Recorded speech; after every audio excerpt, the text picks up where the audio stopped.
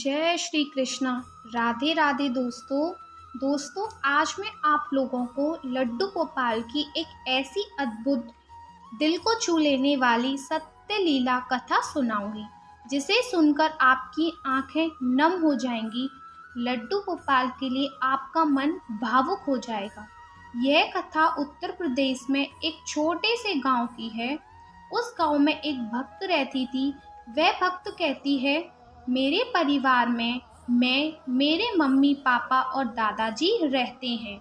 अभी मेरी उम्र 19 साल की है और जब मैं 2 साल की थी तब मेरे मम्मी पापा पूरे परिवार के साथ वृंदावन बांके बिहारी जी के दर्शन के लिए गए थे और वहीं से लड्डू गोपाल का एक प्यारा सा विग्रह लेकर आए। तभी से हमारे घर में लड्डू गोपाल की सेवा होने लगी। मैं बचपन से ही अपने घर में लड्डू गोपाल की सेवा हुए देखी हूँ और जैसे जैसे मैं बड़ी हुई मेरे मन में भी लड्डू गोपाल के प्रति श्रद्धा भक्ति आ गई।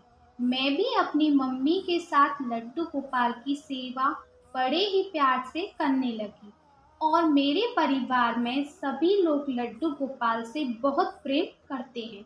लड्डू गोपाल के बिना हमारा मन तो एक पल के लिए भी नहीं लगता था। भक्त कहती है, वैसे तो हमारे प्यारे से लड्डू गोपाल हमारे साथ कितनी ही अनगिनत लीलाएं करते रहते हैं, पर इनमें से जो हमारे सबसे खास दिल के सबसे ज़्यादा करीब है वह लीला कथा में आप लोगों को सुनाने वाली हूँ, जिसे सुनकर आप भी भावुक हो जाओगे। यह घटना आज से लगभग 2.5 साल पहले नवंबर 2020 की है। अचानक से मेरे दादाजी की तबीयत खराब हो गई थी। हम सभी बहुत ज़्यादा परेशान हो गए थे और दादाजी का इलाज करवाने लगे, क्योंकि मेरे पापा सुबह ऑफिस चले जाते थे और शाम को वापस आते थे। इसलिए अब दादाजी की पूरी जिम्मेदारी मेरी मम्मी पर थी। मेरी मम्मी दादाजी को हॉस्पिटल ले जाती और वहाँ से लेकर आती थी। दादाजी की दवाइयों का ख्याल रखना, उनके खाने पीने का ख्याल रखना, सब कुछ मेरी मम्मी ही किया करती थी। इस वजह से मेरी मम्मी को लड्डू गोपाल की सेवा करने का ज़्यादा समय नहीं मिल पा रहा था। इसलिए मैं लड्डू गोपाल की सेवा करने लगी। फिर भी बीच बीच में मेरी मम्मी लड्डू गोपाल की सेवा कर दिया करती थी और घर में बाकी काम भी होते थे। इसलिए मेरी मम्मी और मैं मिलकर सभी काम करते थे। फिर भी सब कुछ अच्छे से चल रहा था, पर किस्मत को तो शायद कुछ और ही मंजूर था। दादाजी की तबीयत अभी ठीक से सुधरी भी नहीं कि मेरी मम्मी की तबीयत खराब हो गई। मेरी मम्मी अचानक से बहुत बीमार हो गई। अब तो पूरे घर की जिम्मेदारी मुझ पर आ गई थी। दादाजी तो पहले से ही बीमार चल रहे थे। उसके बाद घर की साफ सफाई करना, घर के बाकी काम करना, सभी के लिए खाना बनाना, लड्डू गोपाल की सेवा करना और मम्मी की तबीयत खराब हो जाने के कारण मुझे मम्मी को कभी कभी हॉस्पिटल भी ले जाना पड़ता था। इन सारे कामों की वजह से मैं बहुत परेशान हो गई थी। तभी मेरे पापा कहते हैं कि एक काम करते हैं कि दीदी को कुछ दिनों के लिए लड्डू गोपाल की जिम्मेदारी सौंप देते हैं। वैसे भी दीदी पूजा पाठ किया करती हैं, तो साथ ही साथ हमारे लड्डू गोपाल की भी सेवा कर दिया करेंगी। मेरी बुआ जी का घर हमारे घर से ज़्यादा दूर नहीं था, लगभग 8 किलोमीटर दूरी पर ही था।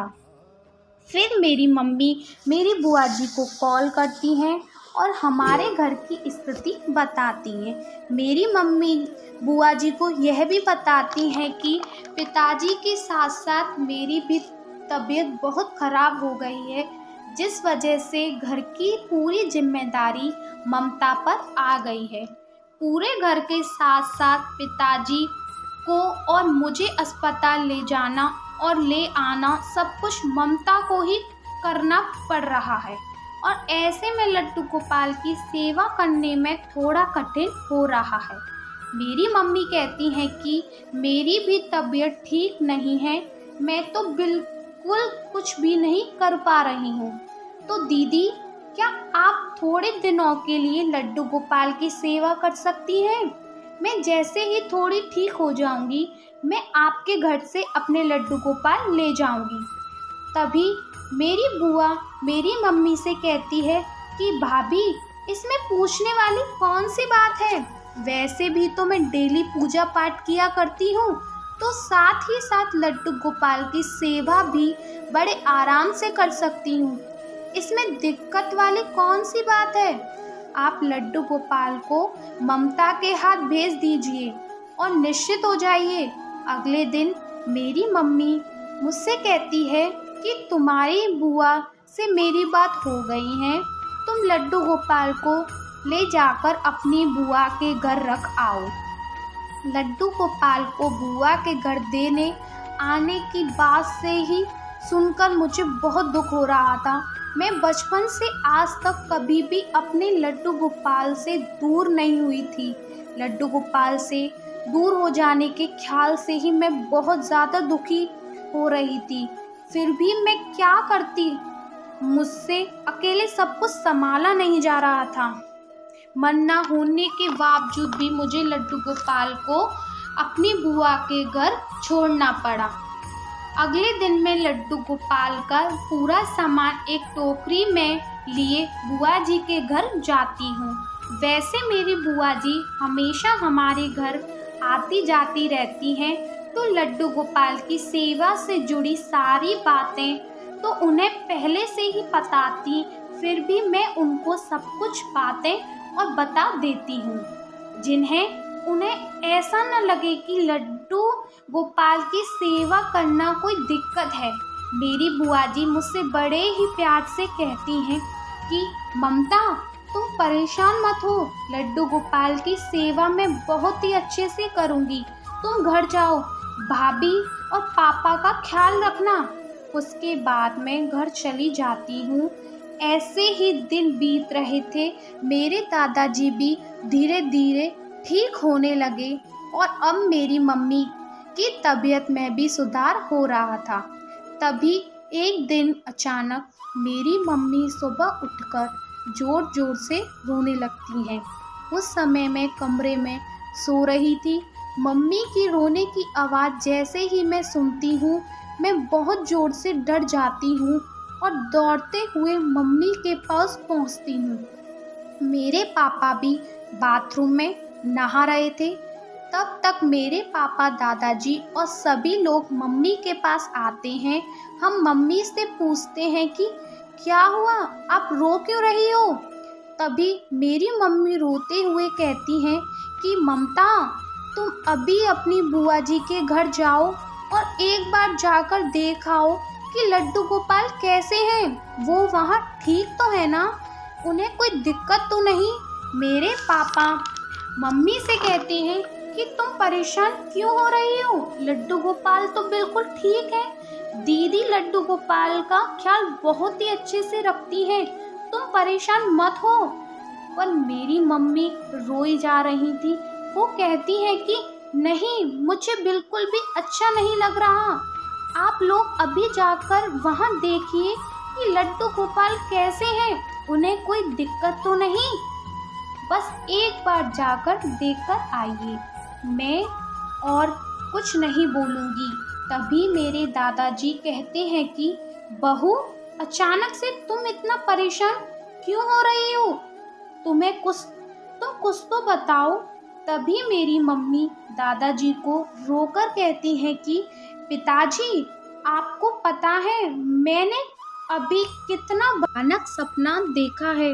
मैं सपने में देखती हूँ कि मेरे लड्डू गोपाल भूखे प्यासे वैसे ही सिंहासन पर बैठे हुए हैं।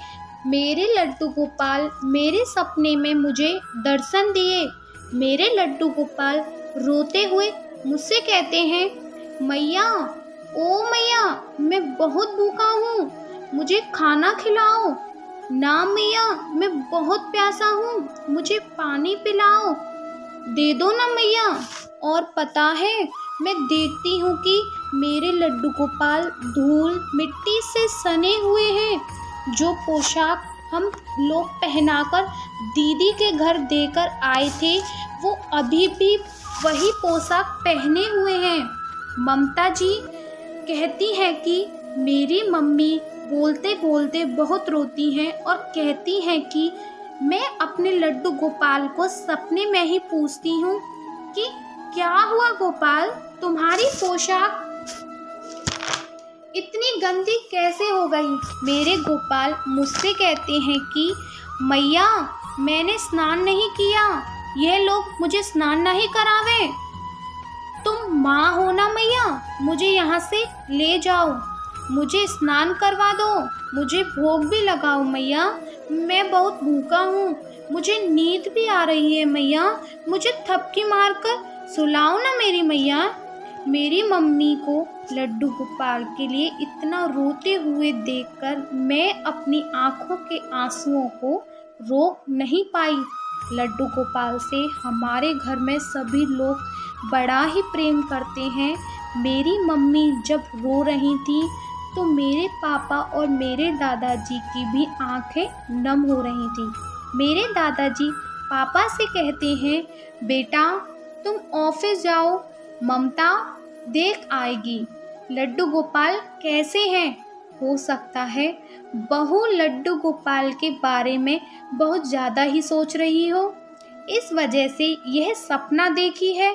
सुबह होते ही मैं मेरी बुआ के यहाँ जाती हूँ। मैं वहाँ जाकर जो दृश्य देखती हूँ उसे देखकर मेरी आँखें फटी की फटी रह जाती हैं और मेरा कलेजा मुंह को आ जाता है। मैं देखती हूँ कि जो पोशाक पहनाकर मैं लड्डू गोपाल को बुआ जी के घर देकर आई थी, मेरे गोपाल अभी भी वही पोशाक पहनकर बैठे हुए हैं। उनका पूरा शरीर काला पड़ रहा है। इतने दिनों से एक ही पोशाक पहने रहने के कारण मेरे गोपाल की पोशाक गंदी हो गई थी। सुबह के लगभग 10 बजने वाले थे। अब मेरी मम्मी बुआ जी अपने स्कूल भी जाने वाली थी, पर अभी तक उन्होंने लड्डू गोपाल को भोग तक नहीं लगाया है। और लड्डू गोपाल को देखकर ऐसा लग रहा था कि इन्हें कई दिनों से स्नान भी नहीं करवाया गया और ना ही इन्हें सुलाया गया। इतने में ही मेरी बुआ जी वहाँ आ जाती हैं और मैं अपनी बुआ जी से कहती हूँ कि ये क्या है बुआ जी, आपने यह क्या कर दिया। ऐसा लग रहा है कि जैसे इतने दिनों से आपने लड्डू गोपाल को स्नान नहीं करवाया और ना ही इन्हें सुलाया। इतनी देर हो गई और आपने अभी तक मेरे लड्डू गोपाल को भोग भी नहीं लगाया। ये क्या दशा कर दी है बुआ जी आपने मेरे लड्डू गोपाल की। तभी मेरी बुआ जी मुझसे कहती हैं कि ममता तुम इतना परेशान क्यों हो रही हो, तुम्हें पता तो है सुबह सुबह मुझे कितने काम हैं घर पर, सारे काम निपटाकर स्कूल भी जाना होता है मुझसे इतना सब करने का टाइम ही नहीं मिल पाता। पर हाँ, मैं लड्डू गोपाल को भोग लगा दिया करती थी, वो बस आज ही थोड़ा लेट हो गया है। स्कूल जाने से पहले इन्हें भोग लगाकर ही जाती हूँ मैं। 4 पहर का भोग भले ही ना लगा सकती, पर मैं सुबह और रात को भोग लगा दिया करती हूँ। सुबह सुबह इतने कामों के बीच मुझे समय नहीं मिल पाता था कि मैं इन्हें स्नान करवाऊँ। बस इसलिए मैं इन्हें स्नान नहीं करवाती थी और ना ही इन्हें सुलाती थी। ममता कहती है कि बुआ जी के मुंह से यह सारी बातें सुनकर मेरे पैरों तले जमीन फिसलने लगी थी। मैं अपनी बुआ जी से कहती हूँ, आपको तो पता है ना हम इनके कितना प्रेम भाव से सेवा करते हैं। अगर आपसे इनकी सेवा नहीं हो रही थी तो आप हमें बता देती, हम किसी और को दे देते। तभी मैं अपनी बुआ को अपनी मम्मी के सपने की बात बताती हूँ, जिसे सुनकर बुआ चौंक जाती हैं कि क्या ऐसा सच में हुआ है। मेरी बुआ जी अपने किए पर बहुत शर्मिंदा थी। फिर वह लड्डू गोपाल से माफ़ी मांगकर उनकी सेवा करने लगी। अगर आपको मेरी यह सत्य